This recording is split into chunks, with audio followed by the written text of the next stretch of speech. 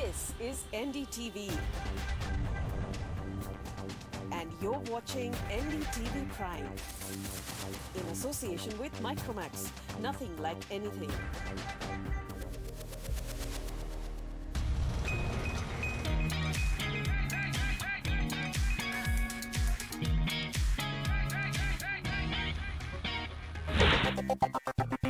It's very hot, it's very futuristic, and it's very fast. Our BMW i8 review.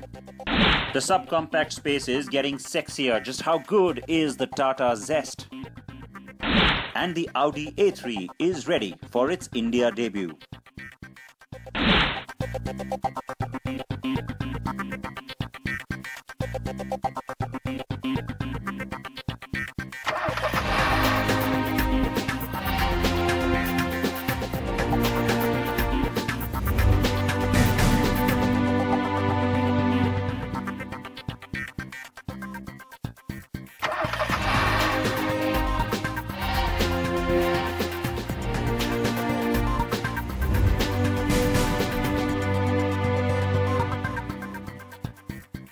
Hi folks, welcome to CNB. I'm Siddharth Partner. We have packed in a lot as always, so there's lots for you to look forward to. But of course, I'm going to start off by talking about this car. Now, the i8 is the perfect flagship for the BMWi brand, isn't it? Because it really looks the part, it looks futuristic, it really gets a lot of attention, but does it deliver on performance? Well, that's what I'm here to find out. We're just outside of Milan, really beautiful countryside. It is just the right setting to get started then for all the details on this car.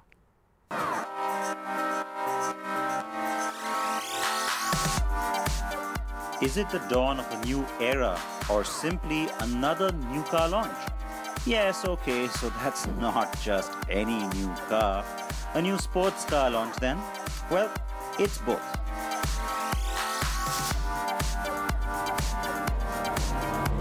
The latest from BMW comes from its sub-brand, BMWi, and it represents everything the Bavarian carmaker wants from its future. The car looks like $1 million since it has stayed true to its concept. But more than anything else, the part that has excited me is that it is every bit the sports car it promises to be, not just a hybrid or even just a hybrid sports car. The i8 is a hybrid. There are two drivetrains that work together to provide optimal and efficient performance. The first is the all-electric drivetrain that powers the front wheels. Here you have an electric motor with an output of 131 bhp and 250 Nm of torque. At the back, it's a transverse engine mounted on the rear axle. This is the same 1.5-litre 3-cylinder unit we saw in the new Mini, though it is tuned very differently.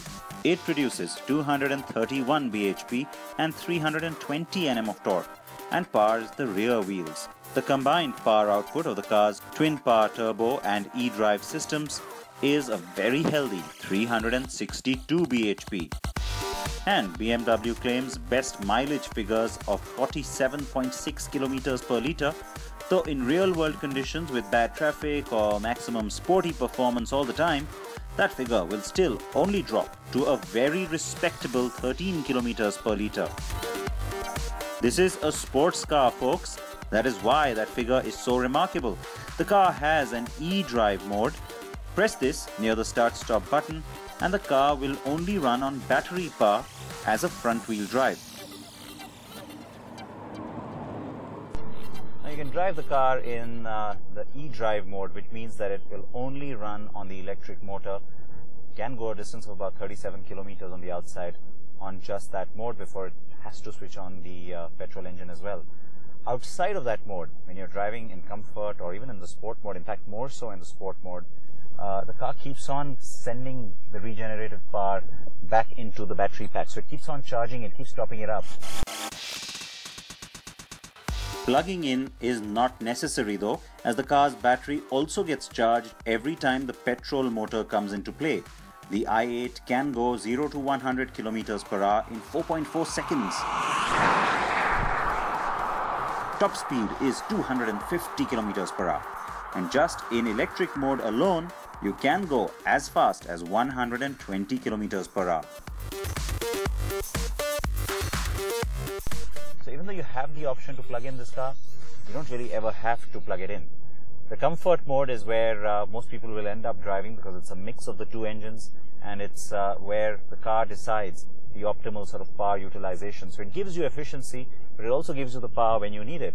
Sport mode, well, I don't have to tell you what that is, do I? It pretty much relies just on the gasoline engine there, and that's when you really want that hyper performance, something that a sports car is meant to do. In sport mode though, you do send back the maximum regenerative power to the battery pack. You can also drive the i8 in Eco Pro when in hybrid or all-electric modes, where the car runs as optimally as possible, regulating gear changes and throttle response to gain the best efficiency possible. Now when you want to change the character of the car, you can go from Comfort to Eco Pro down here on the button, but if you want to go to Sport mode, you've got to switch the gear shift to the left, and vroom, instantly the engine comes to life. The entire display changes as well. You go from blue to a reddish amber sort of a tone, so you know, yeah, even from the sound, that you're driving in sport mode. Alright, let's give this baby a little bit of a whirl, shall we? To do that again, there's slow moving traffic up front.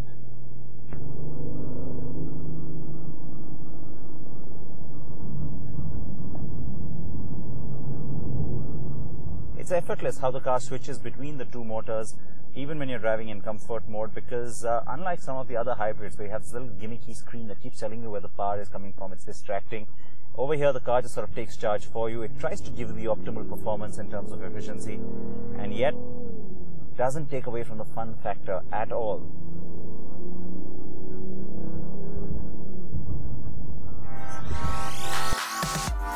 Gear changes are quick and the paddle shift is very responsive.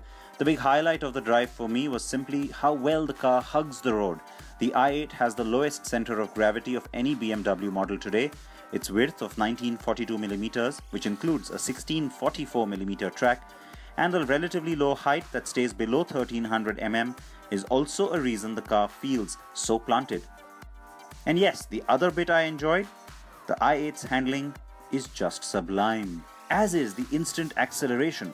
Remember, the electric motor also gives you instant peak torque, and the car very often drives in all-wheel drive mode.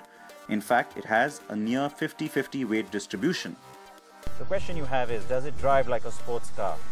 The simple answer, yes it does. It's quite remarkable really what engineering today has been able to achieve, because well, it's got the character of a sports car. You can handle it, throw it around like a sports car, and it's reassuring in many ways that you can do that, isn't it? And that was my biggest fear going into this drive. So I'm glad.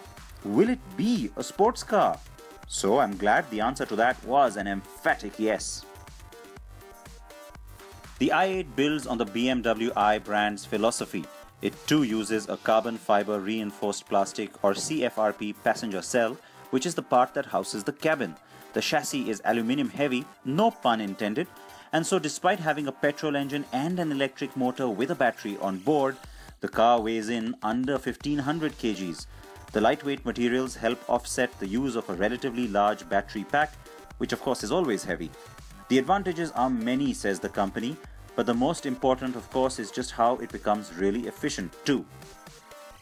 Inside, the i8 is also futuristic looking, almost DeLorean-like, and could very well be the car to use if Hollywood decides to reboot the Back to the Future franchise. The sports steering with paddle shifters, cabin layout oriented to the driver, head-up display, iDrive, and a Harman Kardon sound system, plus my favorite bit, the seat belts, finished in iBlue.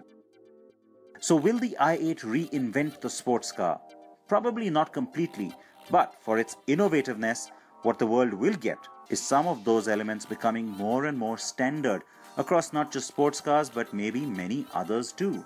Now when it was a concept car way back in 2009, everybody accepted the way this car looked because hey, it's a concept. But when you get to see a production version looking very similar, very true to that, well, that's where the surprise comes in. So kudos to BMW Design to be able to deliver on that. The twin kidney grille up front has a nice, very distinct almost in-your-face highlighting of that blue color, which tells you something special going on. The BMW logo as well, rimmed by that blue. And otherwise, you start to see certain elements that really do carry through from BMW's existing product lineup in terms of styling cues. However, there are of course certain elements like the doors and also these really sharp lines. Things that you think maybe just from the point of view of styling, but it's also aerodynamics because it's a very low coefficient drag that the car has, just 0.24. And you can see this is the part of the car which is the most unusual. How often do you see this? I mean, this has purely been done to make sure that the car's aerodynamics go up. So very, very deep little crevice in here, comes out into the tail light treatment, very sharp, use of LEDs, no surprise. And then the bumper element, once again, bringing in that color, which tells you that this is the I brand at work here. Now you have different combinations. I do believe that the car looks pretty sharp in black, looks more real world as well, though the white and the silver also work for me. Now you remember the concept efficient dynamics to begin with. We have a little bit of a special connection with it here on CNB, don't we? Because way back then, when the concept car was on display around the world, it came to India and we had a very special interaction with the car and a whole lot of you. A quick glimpse of that, a little flashback, and then we carry on. It was exactly 3 years ago that we had our special CNB Vision contest. 30 lucky winners were the only ones to get a chance to spend so much time with us and get up close with the Vision Efficient Dynamics concept car that has led to the i8 production car. We also took you to the global unveil of the BMW i brand in Frankfurt, also in 2011, and spoke to BMW head of design on just what he's tried to go for here. Well, first of all, I would say that our intent was to do a design that shows that the future has finally arrived. Because new mobility has been on everybody's minds, and probably a lot of people are even worried about it. Worried that the aesthetic is going to fall by the wayside, or that emotion is going to fall by the wayside. So our intent from day one was to make sure that we show vehicles that are emotional, that will be fun to drive, and that have a very high aesthetic as well as zero emission. So for me, it's extra special to finally have the production car ready to go, and especially so with a very clear plan of launching it in India. And like I've been saying, it's heartening that the i8 is sports car-like. Despite it being just a 1.5 litre engine at the back, you know, it's nice that it has a little sporty, almost a little aggressive kind of a sound, because well, you miss that in a sports car if it's just not there. Does it sound like a V8 or a V10? Of course not. It's not going to either, but it's comforting to know that you do have a little angry motor in the back.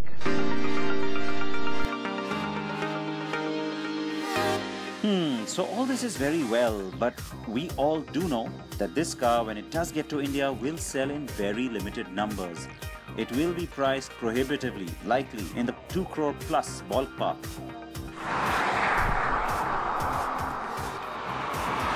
And while playing a great role for BMW as a proud flagship, it will still be limited to just that. I was really looking forward to driving the i8 for some months now. Did I think I'd have this much fun with it? Possibly not as much, and so it's nice when a car surprises you like that. You gotta react to it, folks. I'm driving right now on the e-drive mode, which means I'm all electric, being very green. Probably won't behave myself and go into sport mode once I'm back on the motorway. In the meanwhile, time for us to slip into a very short break here. Like I said, react to this car, and we've got lots more on the show this week, so stay tuned.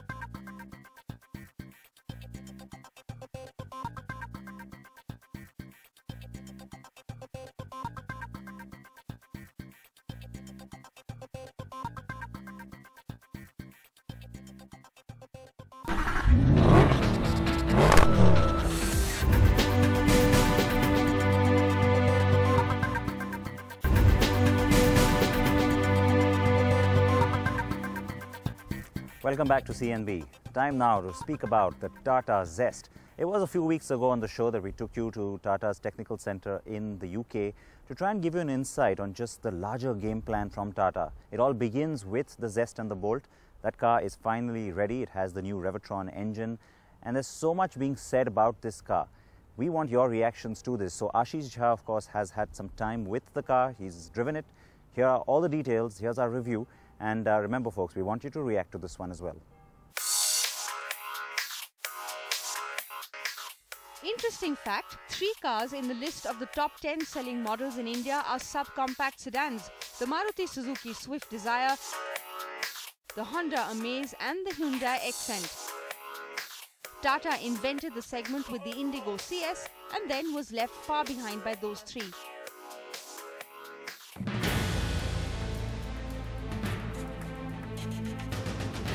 But now it has finally been able to develop a product that can genuinely compare against the likes of the Desire, the Amaze and the Accent.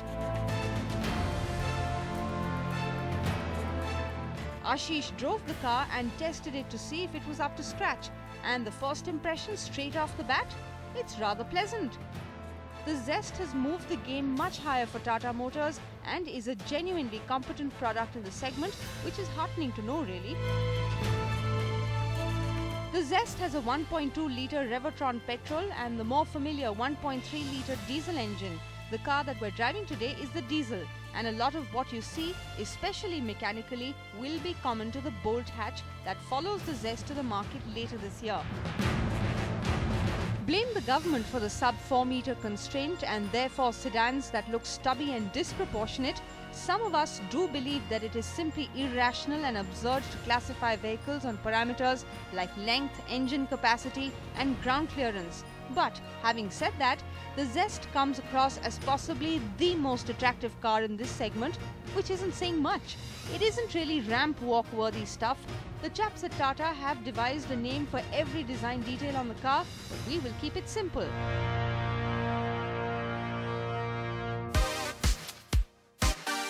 So the grille is the typically smiling affair, and the large headlamps, which have projector lamps mind you, somehow remind you vaguely of the Indigo Manza.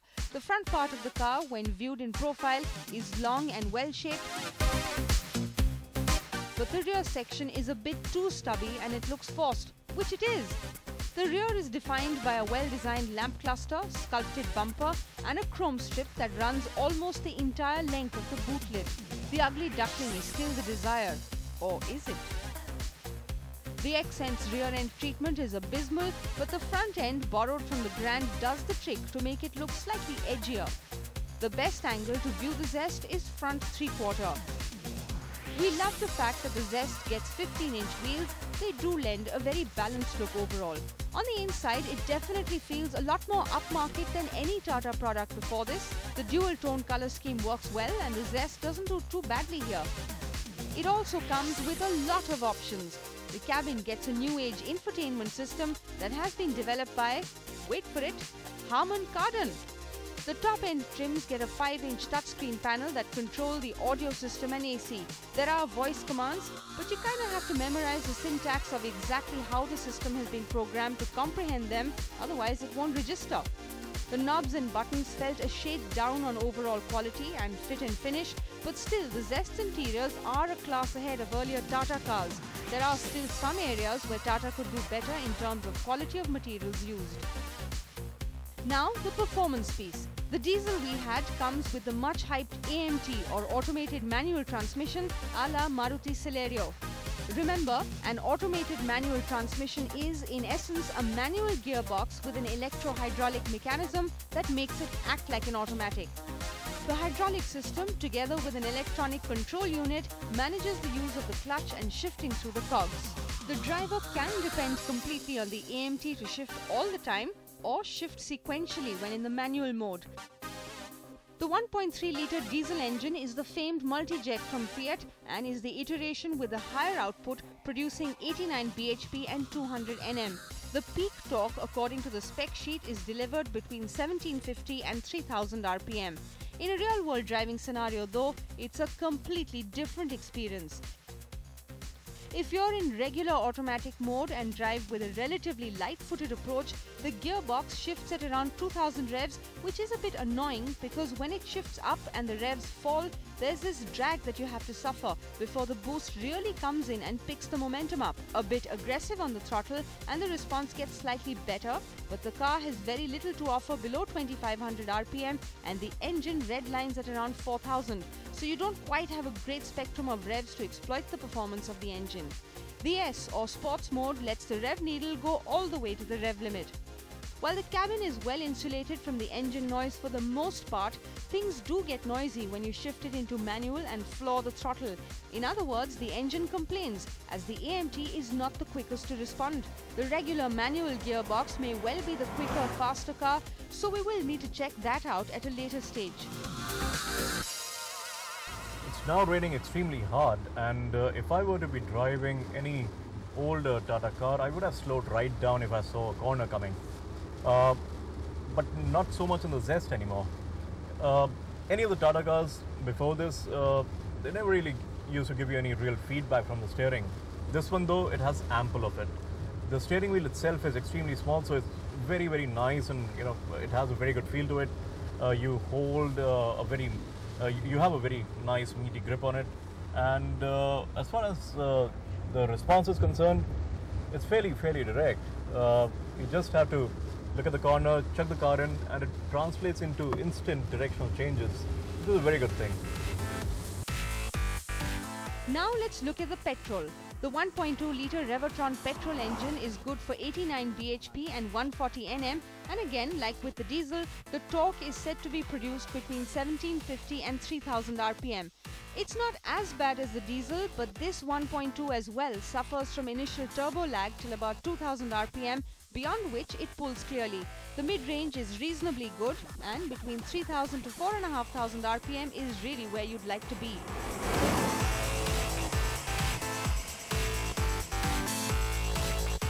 There's just a hint of flat spot at around 3200, but it's not frustrating. There are 3 driving modes: City, Economy and Sports. The City mode is good for exactly what its name suggests, city driving conditions. Economy is basically a test of your patience level. Ashish says his ran out pretty much the moment he pressed that button. The Sport mode is good, and it does make a noticeable difference in the character of the car. It gets a bit zesty. The Sports mode changes the mapping slightly, and the entire character of the engine becomes hurried and happier. It suggests that you should indulge in having some fun with the car. The Tata Zest is not just a very likeable Tata product, it is a very likeable product, period. There are some rough edges in the cabin, and the quality of plastics could be a shade or two better, but it has after all been built to a cost, and that part is similar in all the subcompact sedans really. The AMT in the diesel does leave a lot to be desired, while the petrol is rather solid and very pleasant to drive. But where Tata has really scored the most is in throwing in a big list of equipment into the Zest. The focus on better engineering levels shows, and that is very heartening. When CNB took you to Tata's technical center in Europe a few weeks ago, it was apparent the company is walking the right path now, and the future does look very promising. Now the challenge is going to be on changing the perception in people's minds about Tata products, and we wish them all the very best. So in many ways, a make or break product for Tata Motors, isn't it? Similar sort of ambition riding on a product from Audi as well. The company will be watching very closely when it launches the A3 Sedan in what becomes a new segment, the premium luxury compact sedan. Now, it's not just about the segment or the fact that it's a new car. It's about how Audi chooses to position it, what are the variants we're talking about, and who's the kind of buyer that Audi wants to go after. Well, Amey and I spent some time with the Indian A3. Remember, we've already given you the full detailed review of the A3 sedan in the past. So now we want to know just what goes in to the car that's coming to India. We showed you the Audi A3 Sedan on CNB in June last year when it made its global debut. The sedan was everything it promised to be: compact, sharp and great on performance. Now remember, This car is built on the modular MQB platform and it's meant to be the very latest from the VW group and indeed Audi. So we have been curious as to how the A3 sedan will be positioned in India and what equipment it will carry. Ameya drove the India-specific car in Udaipur. In terms of the looks, the A3 is typical of the sedans from this stable. It gets bi-xenon headlamps, daytime running LEDs and large air inlets which do give it somewhat of its own character and face. Strangely enough, Audi India didn't want to share much about the variants that it's going to offer on the A3, but from what we could see, the A3 sedan's lineup in India will comprise 4 variants, 2 petrol and 2 diesel. And sadly, the 1.6 diesel and 1.4 petrol are far from making it to India. The A3 will be available in 2 engine variants, the 1.8 litre TFSI and the 2 litre TDI. We've been given the diesel to drive today, and we asked the people at Audi, why only the diesel? So they had to say that 90% of their customers are going to opt for the diesel variant. Very interesting fact. There has been a change in nomenclature too, and the diesel A3 will now be called the 35 TDI. It's a technical term for a system used to calculate the performance of a given model and variant, but when explained to us, it makes really little sense. So go figure. The 2-litre diesel engine churns out 143 bhp, which is more than its rivals, namely the Mercedes A-Class and the BMW 1 Series, but it's a noisy engine in comparison, and the noise seeps into the cabin at times. The petrol is ample and it is the more exciting performer, but like we said at the start, it won't likely be the big seller. Now for the big question, what is the price of the A3? Now we asked the people at Audi and they gave a simple explanation. They said the A3 is meant for those wanting to upgrade from, say, a Volkswagen Jetta, a Honda Accord, or even a Toyota Camry. They also say that it is a second car for those who already have or own a Toyota Fortuner or a Chevrolet Captiva. But then again, the A3 will have to battle rivals in the form of the Mercedes A-Class, B-Class and the BMW 1 Series. 25 lakhs is what Audi should aim at. But come August, when it is launched, we will know more about the car. Having said that, the worry is that Audi may prefer to go higher up the price ladder. After all, the car we drove had MMI Navigation Plus with MMI Touch, a 7-inch retractable display, dual-zone air conditioning, rear-view camera, LED interior lighting, leather upholstery, electronically adjustable front seats and a panoramic sunroof. The base variant gets everything else except the navigation, which indicates that Audi has very clearly chosen to go high-end and not competitive with the A3. A pity really. Audi will launch the A3 in a few days, so we will know the final prices then.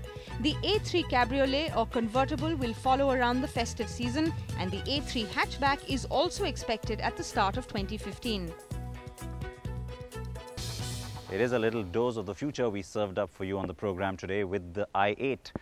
Now, the part of the story that's exciting to me is not just that the car is dynamic and fun to drive, but that it will be in India before the year is up. That's right, it shows a lot of confidence in our market from BMW and also in our buyer. The fact that India is getting more and more plugged into the global automotive scene excites me, makes me happy, and cutting-edge technology like this being available to our buyers, even though it may be prohibitively expensive, and so you won't see this car in every city. Perhaps you won't see too many of them, even in the big metros, but the fact that it will be available, to me, is still heartening. Please react to that point, react to everything else we've shown you on the program today, and send us any suggestions you may have. You know how to get in touch with me. Please wear your seatbelts, please wear your helmets, and please stay with NDTV Prime. Every weeknight, 8:30 p.m. is Auto Prime, brings you something from the world of wheels. I will be back next week. Arrivederci.